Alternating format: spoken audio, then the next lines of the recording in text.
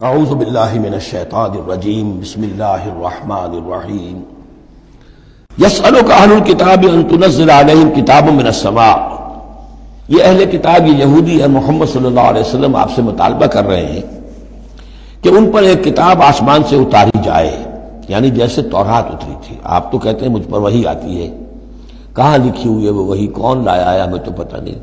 موسیٰ کو تو وہ لکھی ہوئی ملی تھی اور وہ پتھر کی تختیوں میں لے کر آئے تھے۔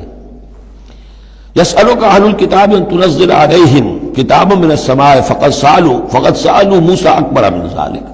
تو اے نبی آپ فکر نہ کریں، ان کی پرواہ نہ کریں، انہوں نے، ان کے آباء و اجداد نے موسیٰ سے اس سے بھی بڑھ کر مطالبے کیے تھے۔ فقالوا ارنا اللہ جہرۃ، یاد کرو کہ وہ اللہ سے، انہوں نے تو یہ مطالبہ بھی کیا تھا کہ ہمیں دکھاؤ اللہ کو عیاناً، ہم خود دیکھنا چاہتے ہیں۔ فاخذتهم الصاعقۃ بظلمهم، تو ان کی اس گناہ کی پاداش میں انہیں ایک کڑک نے آ پکڑا تھا۔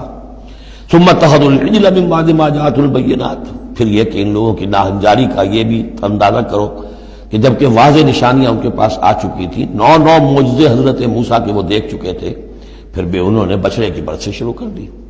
فعفونا عن ذلک، ہم نے ان تمام چیزوں سے درگزر کیا۔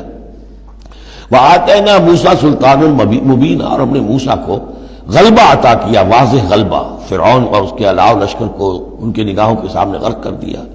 وَرَفَعْنَا فَوْقَهُمُ الطُّورَ بِمِيثَاقِهِمْ، اور ہم نے ان کے سروں پر معلق کر دیا تھا طور کو، پہاڑ کو، جبکہ ان سے عہد لیا جا رہا تھا۔ وَقُلْنَا لَهُمُ ادْخُلُوا الْبَابَ سُجَّدًا، اور ہم نے کہا تھا کہ جب یہ شہر فتح ہو جائے تمہارے ہاتھوں، یریکو، تو اس میں داخل ہونا تو سروں کو جھکا کر۔ وَقُلْنَا لَهُمْ لَا تَعْدُوا فِي السَّبْتِ، اور ہم نے ان سے یہ بھی کہا تھا کہ سبت کا، ہفتے کا جو قانون ہے اس میں حد سے تجاوز نہ کرو۔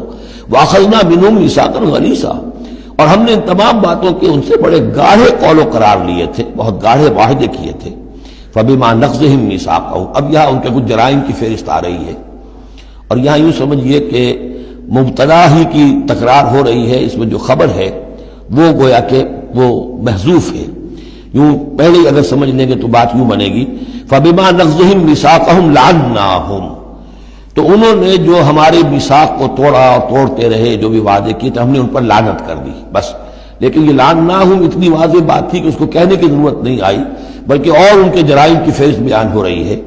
فَبِمَا نَقْضِهِمْ مِيثَاقَهُمْ وَكُفْرِهِمْ بِآيَاتِ اللَّهِ، اللہ کے آیات کے انکار کے سبب سے، وَقَتْلِهِمُ الْأَنبِيَاءَ بِغَيْرِ حَقٍّ، اور ان کا انبیاء کا قتل کر دینا بغیر حق، وَقَوْلِهِمْ قُلُوبُنَا غُلْفٌ، اور ان کے اس کہنے کی پاداش میں کہ ہمارے دل تو غلافوں میں بند ہیں، بل طبع اللہ علیہا بکفرہم، بلکہ حقیقت یہ ہے کہ اللہ نے ان کے اوپر مہر کر دی ہے ان کے کفر کے باعث۔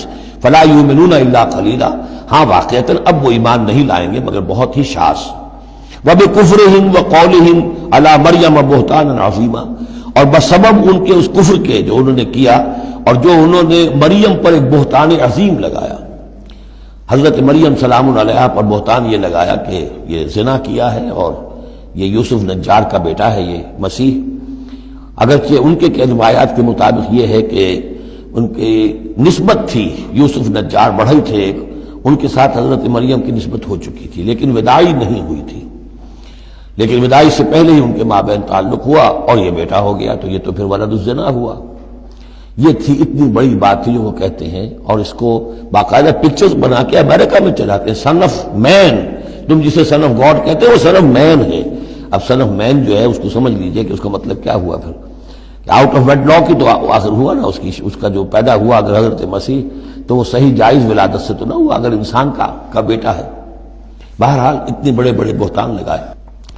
وَبِكُفْرِهِمْ وَقَوْلِهِمْ عَلَىٰ مَرْيَمَ بُهْتَانًا عَظِيمًا وَقَوْلِهِمْ إِنَّا قَتَلْنَا الْمَسِيحَ عِيسَى ابْنَ مَرْيَمَ رَسُولَ اللَّهِ، اور بسبب ان کے یہ کہنے کہ ہم نے قتل کیا مسیح کو، عیسیٰ ابن مریم کو، رسول اللہ، اللہ کے رسول کو۔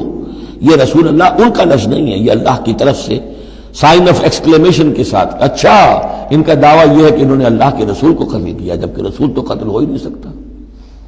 کتب اللہ لأغلبن انا ورسلی، یہ تو اللہ کا فیصلہ ہے، طے شدہ لکھا ہوا ہے کہ میں اور میرے رسول تو غالب آ کر رہیں گے۔ تو ان کی تو یہ جرأتیں ہیں کہ یہ سمجھتے ہیں کہ انہوں نے اللہ کے ایک رسول کو قتل کیا ہے۔ وما قتلوه وما صلبوه، ہرگز انہوں نے قتل نہیں کیا، نہ اسے سولی دی۔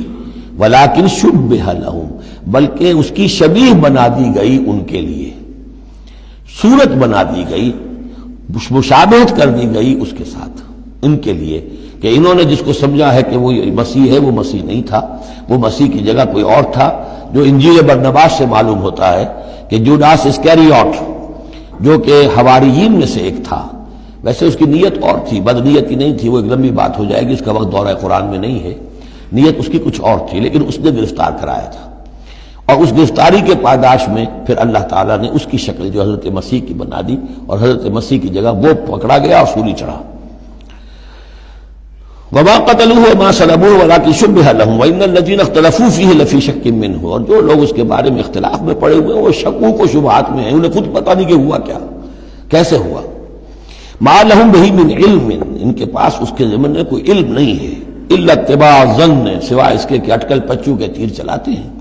وما قتلوه یقینا، یہ بات یقینی ہے کہ اسے قتل نہیں کیا گیا، وہ قتل نہیں ہوا، وہ صلیب نہیں دیا گیا علیہ الصلوۃ والسلام، بل رفع اللہ الیہ، بلکہ اللہ نے اسے اٹھا لیا اپنی طرف، وکان اللہ عزیزا حکیما، اور اللہ تعالی زبردست ہے، کمال حکمت والا۔ اس کی تفصیل میں آپ کو پہلے بتا چکا ہوں کہ کیا شکل پیش آئی تھی اس باغ میں جہاں حضرت مسیح اپنے حواریین کے ساتھ روپوش تھے، جو کہ تفصیل انجیل برنباس میں ہے۔ وَإِن مِّنْ أَهْلِ الْكِتَابِ إِلَّا لَيُؤْمِنَنَّ بِهِ قَبْلَ مَوْتِهِ، اور نہیں رہے گا اہل کتاب میں سے کوئی بھی مگر اس پر ایمان لا کر رہے گا اس کی موت سے قبل، یعنی حضرت مسیح مرے نہیں ہیں، زندہ ہیں، وہ دوبارہ آئیں گے، اور دوبارہ جب آئیں گے تو اہل کتاب میں سے کوئی شخص نہیں رہے گا جو ان پر ایمان نہ لے آئے۔ وَيَوْمَ الْقِيَامَةِ يَكُونُ عَلَيْهِمْ شَهِيدًا، اور قیامت کے دن وہی ان کے خلاف گواہ بن کر کھڑا ہوگا۔ یہ خلاف گواہی وہی آ گئی جو ہم نے پڑھا تھا 41ویں آیت میں، فَكَيْفَ إِذَا جِئْنَا مِن كُلِّ أُمَّةٍ بِشَهِيدٍ وَجِئْنَا بِكَ عَلَىٰ هَٰؤُلَاءِ شَهِيدًا، ہر نبی کو اپنی قوم کے خلاف گواہی دینی، لہذا حضرت مسیح علیہ السلام اپنی اس قوم، اپنی امت کے خلاف گواہی دیں گے۔ صدق اللہ العظیم۔